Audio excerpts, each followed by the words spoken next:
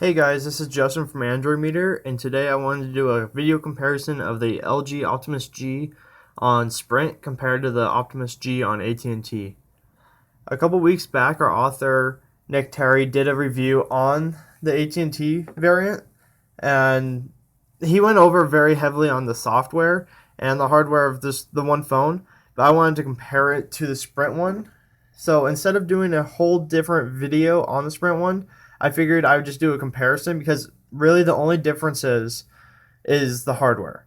The software did get an upgrade on the Sprint version, but it's not that big of a difference. So to begin with, let's look at the actual hardware. On the back, we have the glass backs with the textured back.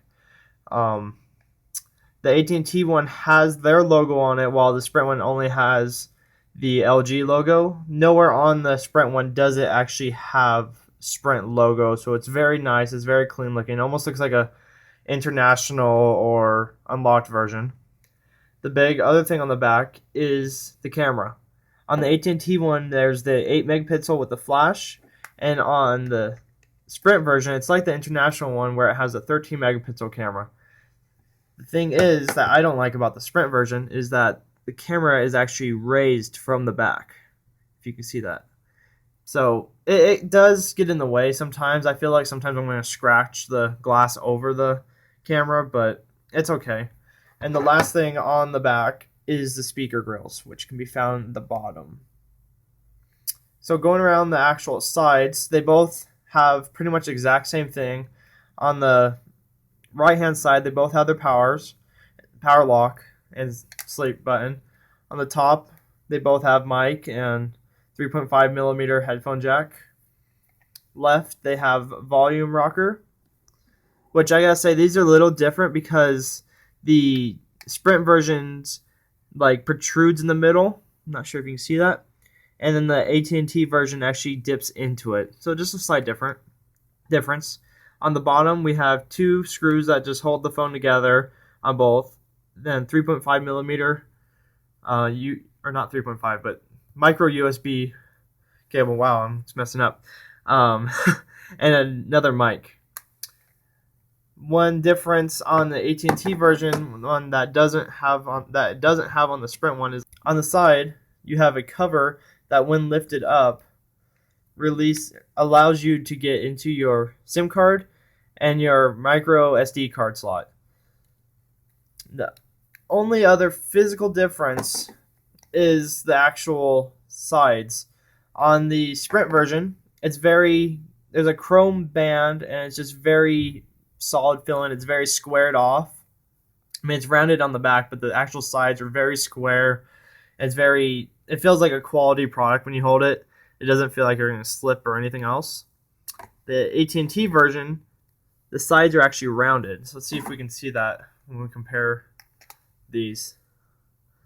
These ones are very much rounded. Not sure if you can see that. But then these ones are very squared off. So that's pretty much it. They're both 4.5 or 4.7 inch WXGA 1280 by 768 HD IPS plus displays, which pack 320 pixels per inch. One last thing on the AT&T version, can't really show you now because I don't have a notification, which I can try to get, but can't really see it, but you can't see it at all. But on the power button, there's actually an LED strip around it that blinks when you have notifications. So it's nice when, instead of having one like a normal phone where it's up here on the top, it's over on the side, which on the Sprint one, it is up top where the notification light is. Both of these have 4G LTE connectivity, and there's a 21 milliamp hour battery. The front-facing camera is a 1.3 megapixel camera that can shoot 720, and that's pretty much it. The only differences for software is that the Sprint version is packing Jelly Bean 4.1.2, while the AT&T version is still an ice cream sandwich 4.0.4. There's not much difference. You can see it when you're using it. You can tell the difference just because of Project Butter that they released at Google I/O last year. It's just a lot faster. Like, you just saw that loading. It's just so much faster. It's a lot more fluid, and it's a very nice upgrade to any phone. And besides that, the only other software difference is the stock apps. Like this one on AT&T has all the AT&T bloatware, AT&T Smart Wi-Fi, AT&T Ready to Go, all that stuff. The Sprint one has some, but it's not as bloated. But there's stuff like the Sprint ID and the Sprint Zone, and that's pretty much it. There's not much difference. It's a very great phone. My only critique is that I wish it wasn't as skinned. It's nice, but the main thing is it's a little too skinned. Like I set mine, like I use this one the heaviest, the AT&T version, and I made it more Android-like, where it's just a sliding, while some of the stock launcher like lets you come in sideways and flies in and all that stuff.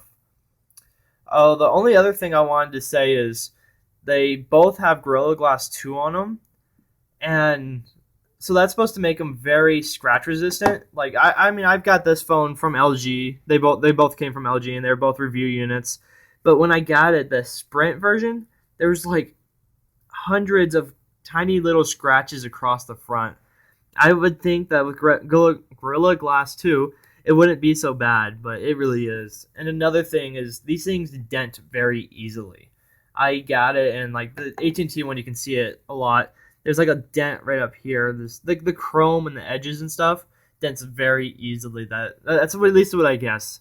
I mean, I don't know what other reviewers have done to these phones, if they've somehow done a stress test, but besides that, I think the phone's very good. It's great for anyone that wants an Android phone. These are really high quality. Like I said, they have a quad-core processor in it, and it's the same as the Nexus 4 in spec-wise. And it's just a very nice phone. So both of these can be found for $99 on each carrier, AT&T and LG, with a 2-year contract. And that's pretty much it. Thanks for watching this, and make sure to visit us at AndroidMeter.com and subscribe to us, and watch out for our next video. Thanks.